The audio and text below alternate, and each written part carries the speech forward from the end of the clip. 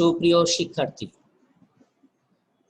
জাতীয় বিশ্ববিদ্যালয়ের অধীন হিসাব বিজ্ঞান বিভাগের চতুর্থ বর্ষে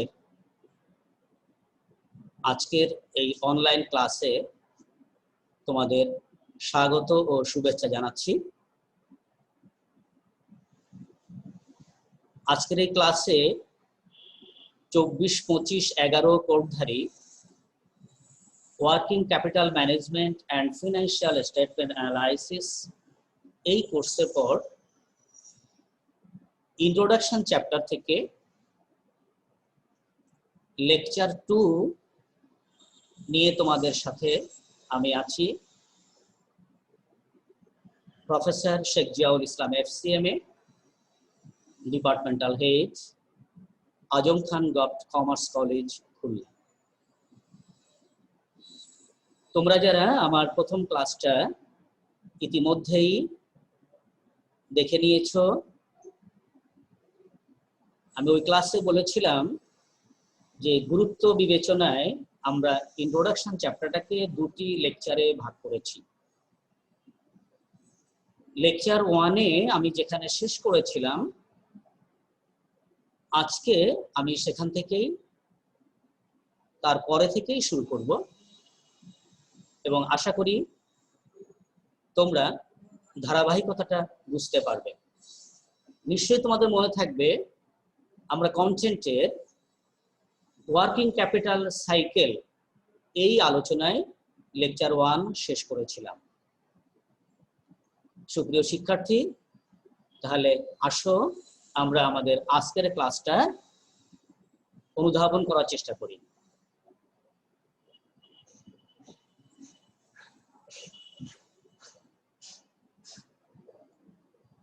তোমরা স্ক্রিনে একটা ছবি দেখতে পাচ্ছ নিশ্চয়ই। একটু ভিজুয়ালাইজ করো, অর্থাৎ মাথার মধ্যে চিন্তা করো ছবিটা কিভাবে কি প্রকাশ করতে চাচ্ছে আমাদের। একটা গাছ দেখতে পাচ্ছি আমরা, গাছের গোড়াতে পানি দেওয়া হচ্ছে এবং পানি দেওয়ার কারণে আমরা দেখতে পাচ্ছি গাছটা একটা সুন্দর অবয়ব তৈরি হয়েছে এবং যে অবয়ব থেকে কিছু সূর্য রশ্মির মতো কিছু আউটপুট বেরোচ্ছে মনে হচ্ছে। আসলে ব্যাপারটা এরকম যে যদি আমরা যে কোনো প্রসেসটাকে সঠিক নিয়মে করতে পারি তাহলে আমরা সেখান থেকে সুন্দর ফলাফল আশা করব। এটা আসলে কি যে আমরা বলতে চাচ্ছি ওয়ার্কিং ক্যাপিটাল ম্যানেজমেন্ট এটা এমন একটা সিস্টেম হতে হবে যেখানে আমরা কারেন্ট অ্যাসেট এবং কারেন্ট লায়াবিলিটির সম্পর্ক, তাদের ব্যবহার নিয়ে আলোচনা করি, যাতে আমার এই প্রতিষ্ঠান একটি সুন্দর জায়গায় বা সুন্দর ফলাফলে পৌঁছতে পারে। তোমরা জানো যে কোনো ম্যানেজমেন্ট হলো একটা প্রসেস এবং আমরা এই ওয়ার্কিং ক্যাপিটাল ম্যানেজমেন্ট নিয়েই আজকের আলোচনা শুরু করলাম। আশা করি তোমরা তোমাদের টেক্সট যদি পাশে থাকে, তুমি আলোচনা যখন শুনবে অবশ্যই টেক্সটটা পাশে রাখবে। এবং এই ম্যানেজমেন্টের অর্থাৎ ওয়ার্কিং ক্যাপিটাল ম্যানেজমেন্টের আমরা একটা ছবি দেখতে পাচ্ছি এখানে, যে ছবিটায় আমরা কি দেখতে পাচ্ছি, ওয়ার্কিং ক্যাপিটাল ম্যানেজমেন্টকে 4টা দিকে আমরা দেখিয়েছি। আসলে একটু যদি ভাবো যে ওয়ার্কিং ক্যাপিটাল তার যে উপাদানগুলো ছিল, নিশ্চয়ই আমরা বলেছি কারেন্ট অ্যাসেট এবং কারেন্ট লায়াবিলিটি। এবং তুমি দেখো কারেন্ট অ্যাসেটের মধ্যে আমরা বলেছিলাম ইনভেন্টরি, আমরা বলেছিলাম অ্যাকাউন্টস রিসিভেবল, আমরা ক্যাশ বলেছিলাম। আবার আমরা যখন লায়াবিলিটি বলেছিলাম তখন সেখানে আমরা দেখিয়েছিলাম accounts payable, wages outstanding or any kind of outstanding. তো ওয়ার্কিং ক্যাপিটাল ম্যানেজমেন্ট, তো এই প্রসঙ্গে একটু বলে রাখি এবং আমি আগের ক্লাসেও বলেছিলাম যে তুমি অবশ্যই তোমার এই এলিমেন্টগুলো পাওয়ার জন্য যদি গুগল সার্চ দাও, অর্থাৎ নেটে ঢোকো, তুমি দেখবা ওয়ার্কিং ক্যাপিটাল ম্যানেজমেন্ট এরকম আরো টেমপ্লেট থাকতে পারে। আমার কাছে মনে হয়েছে যে এই টেমপ্লেটটা আমাদের শিক্ষার্থীদের উপকারে আসবে, তারা সহজে অনুধাবন করতে পারবে। আমি এই জন্য এই টেমপ্লেটটা বা এই কাঠামোটা ব্যবহার করেছি। তো আমরা দেখতে পাচ্ছি ইনভেন্টরি ম্যানেজমেন্ট, অর্থাৎ এই অংশে যখন পরবর্তী কোনো একটা ক্লাসে আমরা কথা বলবো ইনভেন্টরি নিয়ে, সেখানে দেখব যে একটা কোম্পানি ইনভেন্টরিতে কিভাবে বিনিয়োগ করে, কতদিন ধরে বিনিয়োগ করে, কোথা থেকে টাকা পয়সা পাবে, কিভাবে এটাকে ম্যানেজ করবে। আমরা এটাকে, that is how to manage inventory, এটা হচ্ছে আমাদের inventory management. Similarly debtors management আমরা দেখতে পাচ্ছি বা পাশে যে সব আছে গোলাকারটা, ডেটর্স অর্থাৎ অ্যাকাউন্ট রিসিভেবল ম্যানেজমেন্ট। আমরা তোমরা প্রিয় শিক্ষার্থী, তোমরা যখন কোনো প্রতিষ্ঠানে যাও বা দেখে থাকবে বা ব্যাংকে গিয়ে থাকবে, দেখবা কিছু কিছু জায়গায় ক্রেডিট ডিপার্টমেন্ট বলে লেখা থাকে। ক্রেডিট ডিপার্টমেন্ট অর্থাৎ তারা দেখা যায় এই বাকিতে সেবা বা পণ্য কেনা বেচা নিয়ে সেই ডিপার্টমেন্ট কাজ করে। তো অ্যাকাউন্ট রিসিভেবল নিয়ে যে গ্রুপ কাজ করে আমরা তাদেরকে বলি ডেটর্স ম্যানেজমেন্ট, এবং পরবর্তীতে এই ডেটর্স ম্যানেজমেন্টের পরে আমাদের একটা আলোচনা থাকবে আশা করি। ক্যাশ ম্যানেজমেন্ট, এবং তোমরা জানো বা আমরা বলে থাকি ক্যাশ যে কত গুরুত্বপূর্ণ তুমি নিজের জীবন দিয়েও দেখতে পারো যে পকেটে যখন ক্যাশ টাকা থাকে না, প্রিয় শিক্ষার্থী, যখন তুমি এমটি পকেটে থাকো তোমার মনটা নিশ্চয়ই খারাপ থাকে। ঠিক একইভাবে কোনো প্রতিষ্ঠানে যদি ক্যাশটা না থাকে পকেটে বা তার ভল্টে যদি ক্যাশ না থাকে, এবং ক্যাশকে বলা হয় ব্লাড অফ এনি ইনস্টিটিউশন, অর্থাৎ ক্যাশ হলো আমাদের যেমন রক্ত থাকে, ক্যাশ হলো প্রতিষ্ঠানের রক্ত। তো এই ক্যাশ ম্যানেজমেন্ট এত জরুরি যে আমাদের আশা করি পরের ক্লাসটাই হবে এই ক্যাশ ম্যানেজমেন্টের পরে, এবং আমাদের সিলেবাসের 2 নম্বর চ্যাপ্টারটা আছে ক্যাশ ম্যানেজমেন্টের পরে।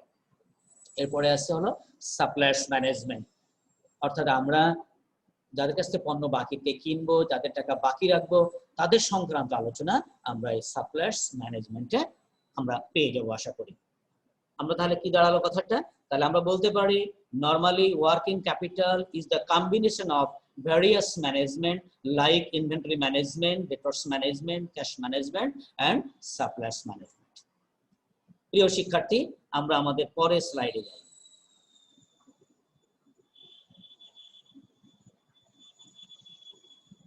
আমরা যে ওয়ার্কিং ক্যাপিটাল ম্যানেজমেন্টের যে কম্পোনেন্টগুলো কথা বললাম আগের স্লাইডে, এখন দেখো আমরা এখন কথা বলছি তার যে গুরুত্বটা কোথায়। এবং তুমি নিজের জীবন দিয়েও বুঝতে পারো যে তুমি যদি তোমার জীবনটা যখন গোছানো থাকে, সাজানো থাকে, সবকিছু নিয়মমাফিক চলে, তখন তুমি নিশ্চয়ই বাড়তি কিছু সুবিধা পেয়ে থাকো।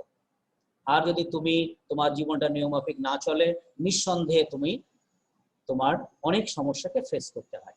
তো আমরা বলছি যে ওয়ার্কিং ক্যাপিটাল ম্যানেজমেন্ট যদি প্রপারলি করা যায়, তাহলে আমরা ওখান থেকে অনেক সুবিধা পাবো। আমরা অল্প কয়েকটা পয়েন্ট ব্যবহার করেছি মাত্র। তো এই প্রসঙ্গে একটু বলে রাখি প্রিয় শিক্ষার্থী, তুমি যখন বাসা বা বাড়িতে বসে তোমার এই উত্তরগুলোকে রেডি করবে আলাদা করে, তখন এমন ভাবে রেডি করবে যে পরীক্ষার হলে নির্ধারিত সময়ের মধ্যে যেন লেখাটা তুমি শেষ করতে পারো। সে কারণে আমরা শুধু স্লাইডে পয়েন্টগুলো রেখেছি, এবং তুমি তোমার এই আলোচনাকে দীর্ঘায়িত করবা প্রশ্নের মান অনুযায়ী বা তার নম্বর অনুযায়ী। যেমন কোনো প্রশ্ন যখন 10 মার্কসে থাকে, তোমাকে ভাবতে হবে প্রতিটা নম্বরের জন্য তুমি অ্যালট পাওয়া হচ্ছে, যেহেতু 4 ঘন্টার পরীক্ষা, আমি একটা মার্কসের জন্য সর্বোচ্চ 2.4 মিনিটস নিতে পারি। তার মানে হলো তুমি প্রশ্নটা রেডি করবে, 10 মার্কস হলে জানো 22 থেকে 24 মিনিটে তোমার উত্তরটা শেষ করা যায়। যাই হোক, আমার আলোচনায় চলে আসি। Importance of working capital management. Number 1 কি লিখেছি? Improves liquidity and solvency position.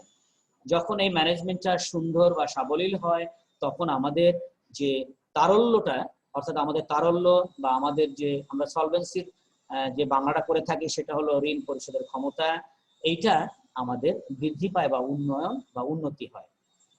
Ensures uninterrupted business operation, অর্থাৎ আমার যখন ওয়ার্কিং ক্যাপিটাল ম্যানেজমেন্টটা প্রপারলি করি আমরা, আমাদের কোনো ব্যবসায়িক আনইন্টারাপ্ট অর্থাৎ কোনো সমস্যা, ইন্টারাপশন মানে হচ্ছে এলোমেলো ভাব, সমস্যা তৈরি হওয়া, বিঘ্নিত হওয়া, তার মানে কোনো রকম ব্যবসায়িক অপারেশনটা বিঘ্নিত হবে না যদি আমার ম্যানেজমেন্ট সঠিকভাবে চলে। Increase profitability and productivity. যখনই আমার বিজনেস ঠিক মতো চলবে, আমার বিক্রি বাড়বে, আমার বিক্রি বাড়লে কি হবে, আমার প্রফিট বাড়বে, তো স্বাভাবিক আমার প্রফিটেবিলিটি বাড়বে। এবং যখন প্রফিট বাড়ে, পাশাপাশি এটা সম্পূরক ব্যাপার, একদম পরিপূরক, যে প্রফিটেবিলিটি এবং প্রোডাক্টিভিটি এটা একদম ইন্টার রিলেটেড। প্রফিটেবিলিটি যখনই বাড়ে, অবশ্যই আমাদের প্রোডাক্টিভিটিটাও বেড়ে যাবে।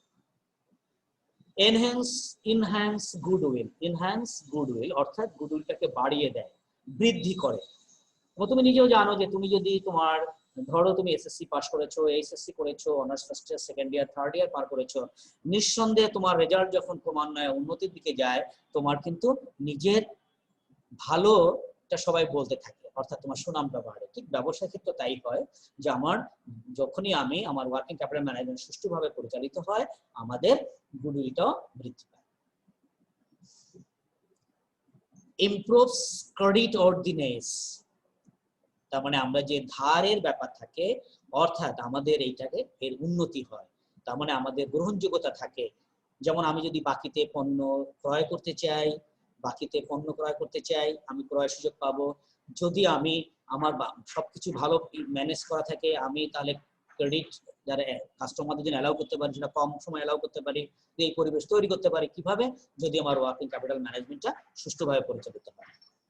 টাইমলি পেমেন্ট অফ ডিভিডেন্ড, অর্থাৎ আমি আমার নির্ধারিত সময়ের মধ্যে ডিভিডেন্ড পে করতে পারি।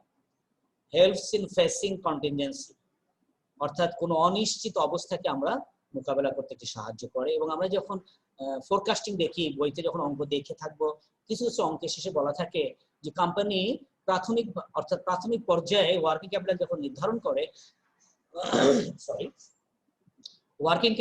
নির্ধারণ করে, তখন তারা কিছু বাড়তি সংস্থান ধরে রাখে, যাতে কোনো রকম অনিশ্চিত অবস্থা হলে এইটা আমরা ম্যানেজ করতে পারি। তাহলে এক কথায় কি দাঁড়ালো, যে যদি আমরা ওয়ার্কিং ক্যাপিটাল ম্যানেজমেন্ট সুষ্ঠুভাবে বা সুন্দরভাবে করি, তাহলে আমার প্রতিষ্ঠানটা বিভিন্ন দিক থেকে বা বিভিন্ন অ্যাঙ্গেলে উপকৃত হবে।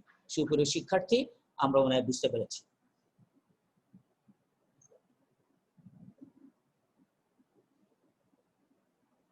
আমরা আমাদের লেকচার 1-এ বলেছিলাম যে ওয়ার্কিং ক্যাপিটাল যখন আমরা নির্ধারণ করি, সাধারণত নেট ওয়ার্কিং ক্যাপিটাল কনসেপ্টটা বেশি ব্যবহার করি। আর নেট ওয়ার্কিং ক্যাপিটাল হলো difference between current asset and current liability. তো কারেন্ট অ্যাসেটে যেটা হয়, টাকা ব্লক হয়ে থাকে, আমি বারবারই সূত্র ব্যবহার করি, টাকা ব্লক হয়ে থাকা মানে টাকাটা আটকে থাকা। আর কারেন্ট লায়াবিলিটি কি হয়? কারেন্ট লায়াবিলিটিতে আমি কিছু রিলিফ পাই, যাতে ক্যাশ টাকাটা খরচ কম করতে হয়।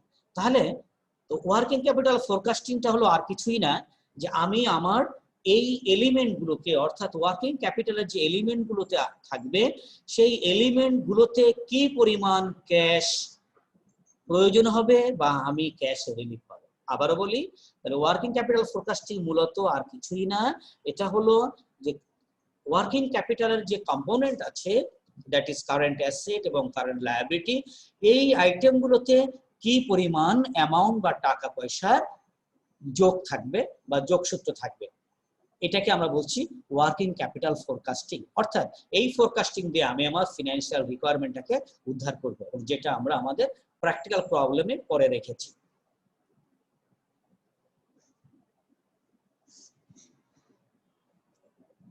এবং আমরা জানি যে ওয়ার্কিং ক্যাপিটাল যখন এস্টিমেশন করতে হয়, তখন যেহেতু আমি আগের স্লাইডে বললাম যে আমাদের প্রত্যেকটা এলিমেন্টের পেছনে বা প্রত্যেকটা আইটেমের পেছনে কত টাকা আমার ইনভলভ থাকবে।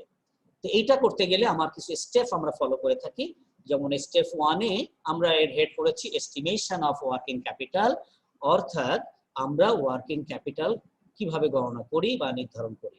Step 1, estimate the current asset. তার মানে আমরা কারেন্ট অ্যাসেটের এস্টিমেশন আগে করব।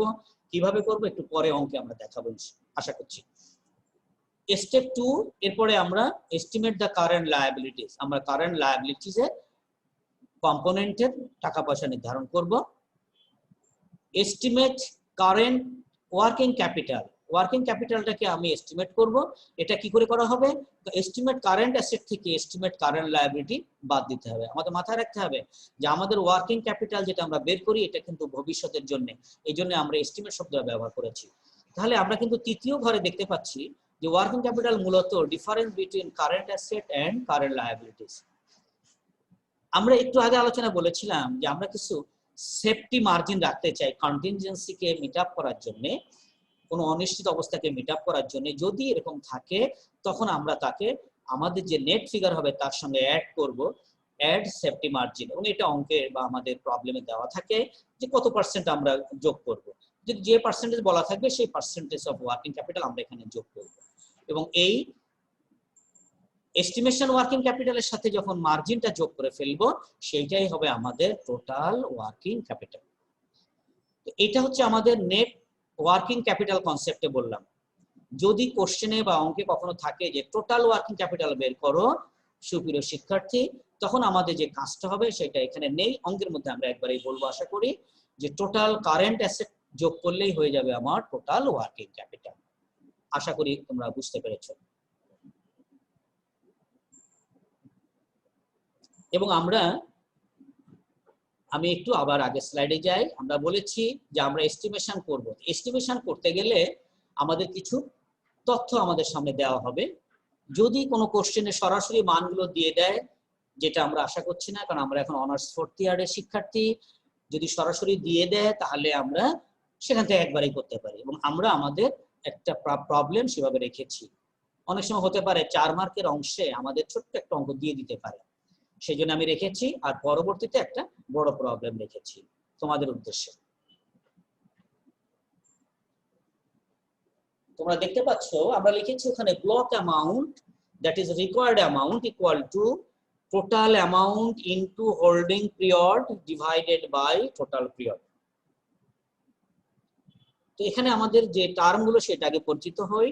টোটাল অ্যামাউন্ট বলতে বোঝায় আমি যে আইটেম নিয়ে ভাববো ওই আর্থিক বছরের সময় বা ওই নির্ধারিত সময়ের জন্য তার পেছনে মোট কয় টাকা খরচ হবে।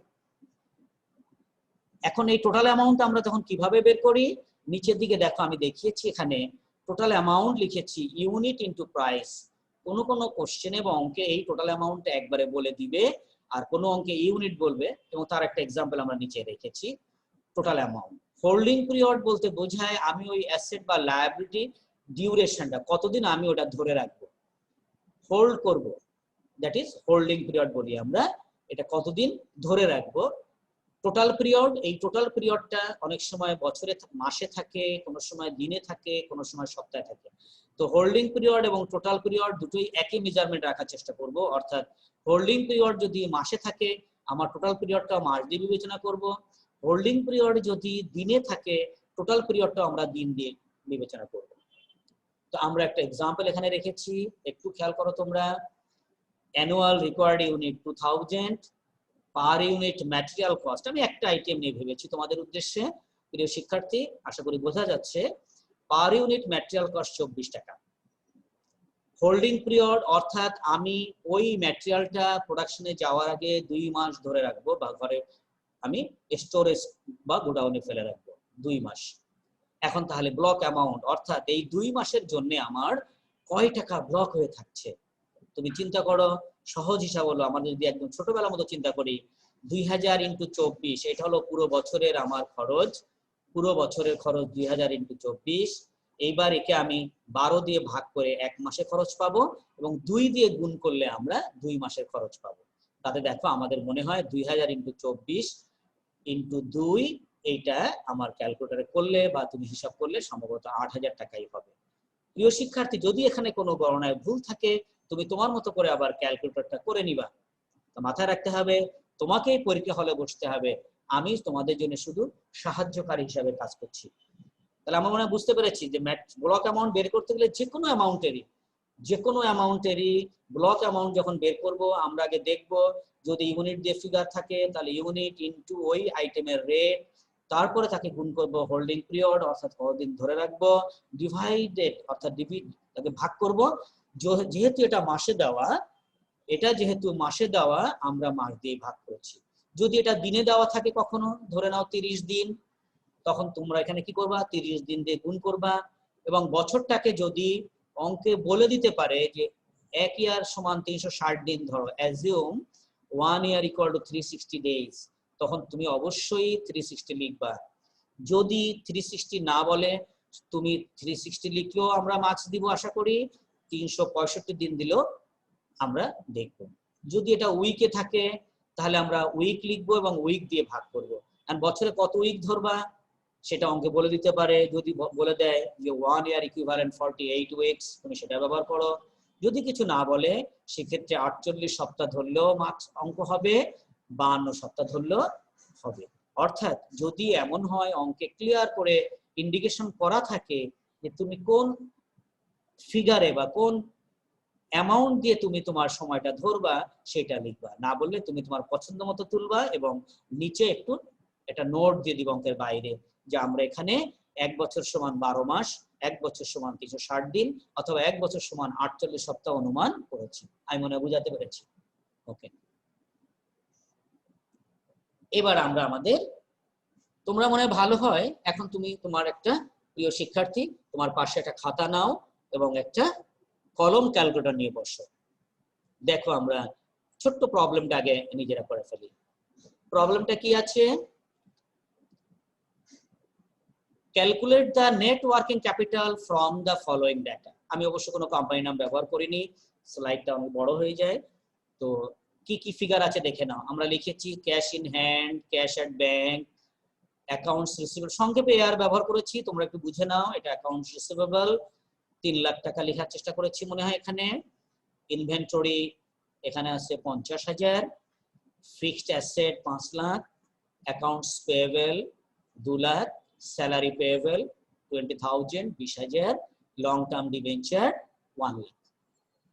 আমাদের কিন্তু চাহিদা হলো নেট ওয়ার্কিং ক্যাপিটাল। তাহলে আমরা মাথায় রাখি যে নেট ওয়ার্কিং ক্যাপিটাল করতে গেলে আমাকে প্রথমেই কারেন্ট অ্যাসেট এবং কারেন্ট লায়াবিলিটি গুলোকে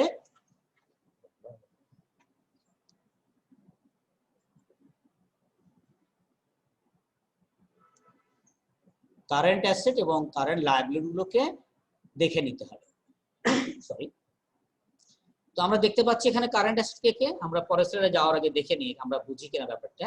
নিশ্চয়ই দেখতে পাচ্ছি cash hand, cash at bank, account receivable, inventory. Fixed asset, প্রিয় শিক্ষার্থী, ফিক্সড অ্যাসেট নিঃসন্দেহে কারেন্ট অ্যাসেটের অংশ না, যদিও অঙ্কে তথ্য থাকতে পারে এটা কারেন্ট অ্যাসেটের অংশ না। Accounts payable, salary payable, long term debenture, দেখতে পাচ্ছি লং টার্ম ডিবেঞ্চার এটাও আমাদের কারেন্ট লায়াবিলিটি না। তাহলে দেখি আমরা এবার পরের পাতায়, পরের স্লাইডে যাই, সলিউশনে চলে আসি। আমরা একটু দেখো, তোমরা এই অংশ পরে করতে পারো, এই ক্যালকুলেশনটা আগে করতে পারো। আমরা কি লিখেছি একটু খেয়াল করি। উই নো, আমরা জানি, কখনো আই নো দিয়ে লিখতে হয় না, আমরা যখন কোশ্চেন আনসার করব সবসময় আমরা জানি শব্দটা লিখতে ভালো হয়। We know net WC, that is net working capital equal to current asset minus current liability. নিচের ক্যালকুলেশনে দেখি আমরা কারেন্ট অ্যাসেটের মধ্যে কাকে কাকে এনেছি, cash in hand, cash at bank, inventory, accounts receivable total করেছি। আবারও বলি, এই ক্যালকুলেশনে যদি হেরফের থাকে তুমি দয়া করে তোমার নিজস্ব ক্যালকুলেটর ব্যবহার করে দেখো ফিগারটা 5,75,000 হয় কিনা। 2 লাখ, 3 লাখ, 5 লাখ, 50,000 আর 25,000, 5 লাখ 75,000। স্লাইডের ডানে দেখো আমরা লিখেছি কারেন্ট লায়াবিলিটির মধ্যে দুইটা আইটেম এনেছি, accounts payable, salary payable, 2 lakh আর 20,000, 2 লাখ 20,000। সলিউশনে, মূল সলিউশনে চলে যায়, তাহলে current asset minus current liability, তাহলে কি দাঁড়ালো 5,75,000 বিয়োগ 2,20,000। এখানে একটা শূন্য দিয়ে নাও, আমাদের এখানে একটা শূন্য মনে হয় কম পড়ে বসে আছে। প্রিয় শিক্ষার্থী তোমরা এখানে একটা শূন্য দিয়ে নাও। হ্যাঁ, ওকে, 2,20,000 হবে এখানে। তাহলে বিয়োগফল কত হচ্ছে 3,55,000। এই 3,55,000 কে আমরা বলবো হলো নেট ওয়ার্কিং ক্যাপিটাল। তোমরা যদি ধরে নাও এই অঙ্কটাতে যদি আমাদের কাছে প্রশ্ন চাওয়া হতো যে টোটাল ওয়ার্কিং ক্যাপিটাল নির্ণয় করো, তখন এই যে 5,75,000 এটাই আমরা লিখে দিতাম যে টোটাল ওয়ার্কিং ক্যাপিটাল। আমি বোঝাতে পেরেছি? এই 5,75,000 কে লিখে দিতাম টোটাল ওয়ার্কিং ক্যাপিটাল। বিষয়টা মনে অনুধাবন করা গেছে? আবারও বলি, total current assets, total working capital বললে আমরা উত্তরটা দিয়ে দিব টোটাল কারেন্ট অ্যাসেট অর্থাৎ কারেন্ট অ্যাসেটের যোগফল। আর যদি নেট ওয়ার্কিং ক্যাপিটাল বলে তাহলে এই 5,75,000 থেকে 2,20,000 বাদ দিয়ে 3,55,000। এখানে একটু সংশোধনী, তুমি এখানে একটা শূন্যকে দিয়ে নিও। ওকে, আমরা পরের স্লাইডে যাচ্ছি। মূল অঙ্কটা এবার একটু মনোযোগ দাও, কারণ আমাদের পরীক্ষায় যে ধরনের অঙ্ক এসে থাকে সেটা হচ্ছে এই প্রবলেমটা। আমরা একটু পড়ি, নিজেরা আমি পড়ি, সাথে সাথে তোমরাও একটু এটা পড়ো, কারণ যখন নিজের মধ্যে পড়বা তখন অঙ্কটা ভিতরে ধারণ করা যাবে। Prepare a statement showing the requirement of working capital for TZ company from the following information. আবারও বলি, শুধু স্লাইডটাকে ছোট রাখার জন্য আমরা কিছু তথ্য খুব সংক্ষেপে উল্লেখ করেছি। যেমন এখানে আমরা হয়তো সময়টা লিখি নাই। ইউনিট, কত ইউনিটের কাহিনী নিশ্চয়ই আমরা দেখতে পাচ্ছি, এটা 20,000 ইউনিট। সেলস পার ইউনিট টাকা 10 টাকা। কস্ট কার্ড অর্থাৎ ব্যয় কেমন হয় এই 10 টাকার জন্য, আমি যে পণ্যটা 10 টাকায় বিক্রি করছি সেই পণ্যটার পেছনে খরচ কেমন। কস্ট কার্ডে বলছে র ম্যাটেরিয়াল 40% অন সেলস, অর্থাৎ এই 10 টাকার, তাহলে 10 টাকার 40% কত হয়? নিঃসন্দেহে 4 টাকা হয়। এই 4 টাকাকে আমরা বলবো হলো র ম্যাটেরিয়াল। যখন আমি কস্ট কার্ড থেকে প্রোডাকশন কস্ট বের করব তখন র ম্যাটেরিয়াল পাবো 4 টাকা ধরবো। WIP অর্থাৎ ওয়ার্ক ইন প্রসেস বলছে তার পেছনে খরচ আছে 10% অন সেল। যদিও আমরা এখানে অন সেল আর লিখি নাই, তোমাকে বুঝে নিতে হবে এই আইটেমটা যখন অন সেল থাকে পরের আইটেমগুলো কিন্তু অন সেল হবে, যদি অন্যরকম কিছু হয় বলে দিবে। WIP 10% তার মানে 1 টাকা ধরবো আমরা। ওভারহেড 30% তার মানে 10 টাকা 30 হলে 30 টাকা ধরবো। ওকে, পরের অংশে যাই। এখানে আমরা উল্লেখ করেছি কতদিন ধরে রাখবো, দ্যাট ইজ হোল্ডিং পিরিয়ড। তাহলে এখানে বলা হচ্ছে র ম্যাটেরিয়াল আমরা 3 মাস ধরে রাখি। WIP অর্থাৎ আমার প্রসেস রানিং থাকে 1.5 মান্থস, দ্যাট ইজ 1.5 মাস, আমরা যদি 1.5 বলি বা 1.5 মান্থস। তো WIP এর স্টেজ দেখো আমরা এখানে বলে দিয়েছি। প্রিয় শিক্ষার্থী, আমরা কি বলেছি? 100% ম্যাটেরিয়াল, 50% কনভার্সন কস্ট। তোমরা জানো যে কনভার্সন কস্ট বলতে আমরা বুঝি conversion cost is the composition of direct labour and overhead. অর্থাৎ কনভার্সন কস্টের মধ্যে দুইটা আইটেম আছে, একটা হলো ওয়েজেস আর একটা হলো ওভারহেড। তার মানে আমরা বুঝে নেব যে ওয়েজেসেরও 50% আবার ওভারহেডেরও 50% খরচ করা আছে WIP এর মধ্যে। প্রশ্ন হলো, কোশ্চেনে যদি কিছু বলা না থাকে যে WIP কত পার্সেন্ট আছে, সেই ক্ষেত্রে বিভিন্ন টেক্সটে বিভিন্ন রকম করে থাকে। বেশিরভাগ বইতে যেটা পাওয়া যায় সেটা ধরে নেওয়া হয় material normally is initially introduced. যখন আমরা কোনো প্রোডাকশনে যাই ম্যাটেরিয়ালটা শুরুতে দেওয়া হয়। এই জন্য যদি কোনো লেভেল বা স্টেজ অফ কমপ্লিশন বলা না থাকে, তোমরা যেটা করবা ম্যাটেরিয়ালকে 100 ধরবা আর বাকি আইটেমগুলো অ্যাভারেজ নিয়মে 50% ধরবা। প্রিয় শিক্ষার্থী, আমরা মনে হয় বুঝাতে পেরেছি। আবারও বলি, WIP সম্বন্ধে যদি কিছু বলা না থাকে তাহলে তুমি একটা নোট আকারে পাশে লিখে দিও, assume material 100%, all other cost 50%। যদি বলো না স্যার আমি 100 দিয়েই করব, সমস্যা নেই, কারণ আমরা যেটা দেখে থাকি যে তুমি তোমার এই সমাধানটা নামাতে পারো কিনা এবং বাস্তবে যখন তোমার কর্মজীবনে এটা কাজে লাগানো যাবে কিনা। বুঝাতে পেরেছি নিশ্চয়ই? ওরিডর কিছু নেই। ওকে, ফিনিশ গুডস আমরা বলেছি 1.5 months. Credit allowed to debtors তাদেরকে আমরা 2 মান্থস অর্থাৎ 2 মাস সুযোগ দিচ্ছি। তো ব্র্যাকেটে আমরা উল্লেখ করেছি বেসড অন কস্ট। এখানে একটা সমস্যা হলো যে ডেটর্স আমরা কোন দামে ধরবো, আইদার সেলস অর কস্ট। এটাও আমাদের দেখেছি বিভিন্ন টেক্সটে বিভিন্ন রকম থাকে।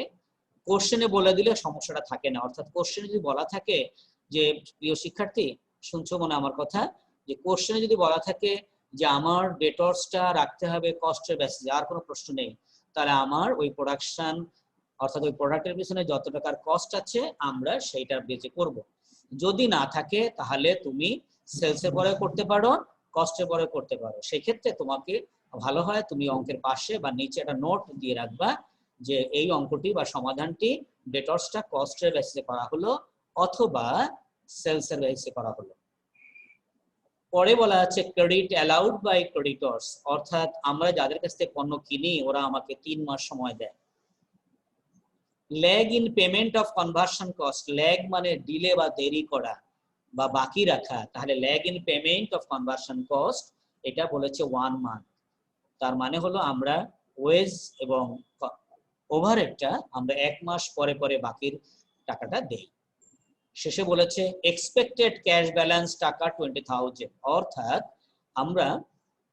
আমরা কাঙ্ক্ষিত বা আশা করছি যে আমার হাতে যেন 20,000 টাকার ক্যাশ থাকে।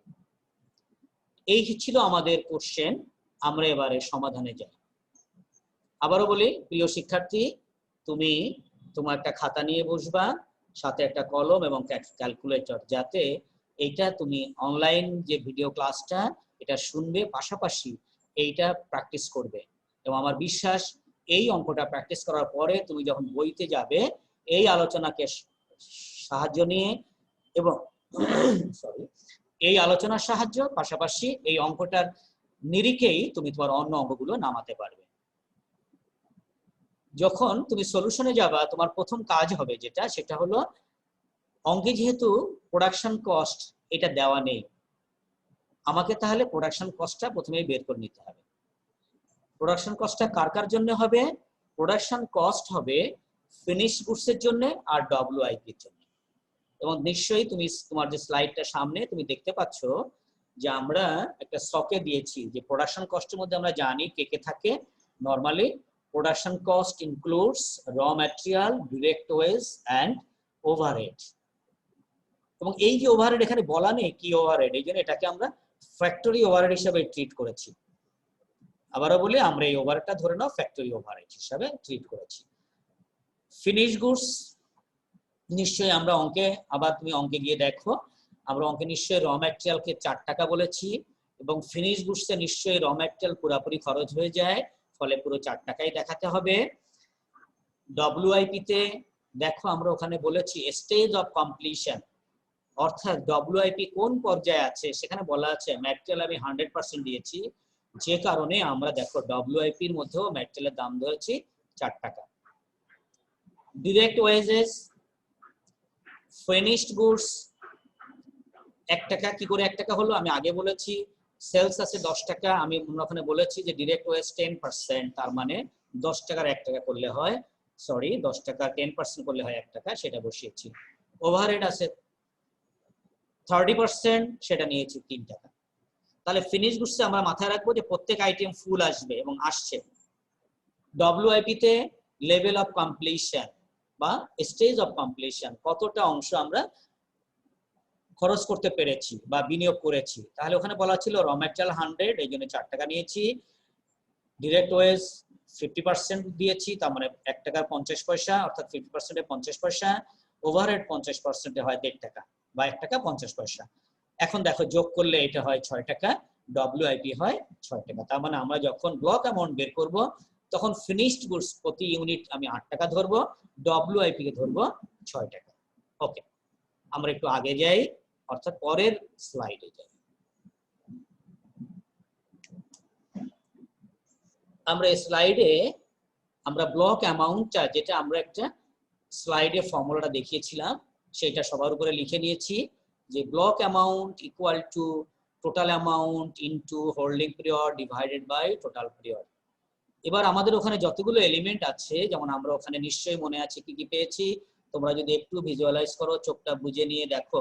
আবার বলি, অঙ্ক যখন করবা অঙ্কের ভিতরে একদম সন্নিবেশিত মানে মনোনিবেশ করবা, কারণ এই অঙ্ক এখন আমি দেখো স্লাইডে যাব না, কিন্তু দেখো আমাদের মনে আছে কিনা যে র ম্যাট নিশ্চয়ই আমরা ওখানে লিখেছিলাম, আমরা 20,000 ইউনিটের অঙ্ক, প্রতিটা র ম্যাটেরিয়াল 4 টাকা, এবং নিশ্চয়ই আমরা বলেছি র ম্যাটেরিয়াল আমি 3 মাস ঘরে রাখি।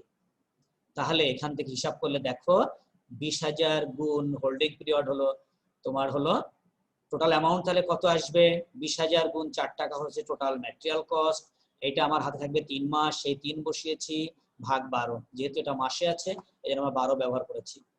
আবারও বলি, যদি কোনো অঙ্ক সপ্তাহে থাকে তুমি সেটা সপ্তাহে ব্যবহার করবা, যদি এটা কখনো দিনে থাকে তুমি দিনে ব্যবহার করবা।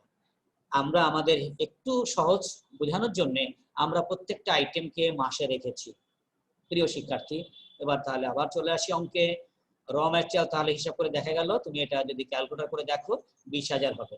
আমি এ প্রসঙ্গে আবারও বলি, এই গুণ তুমি নিজে করে নিও, কম বেশি হলে ঠিক করবা, কারণ আমরা যারা কাজ করি ভুল হতেই পারে।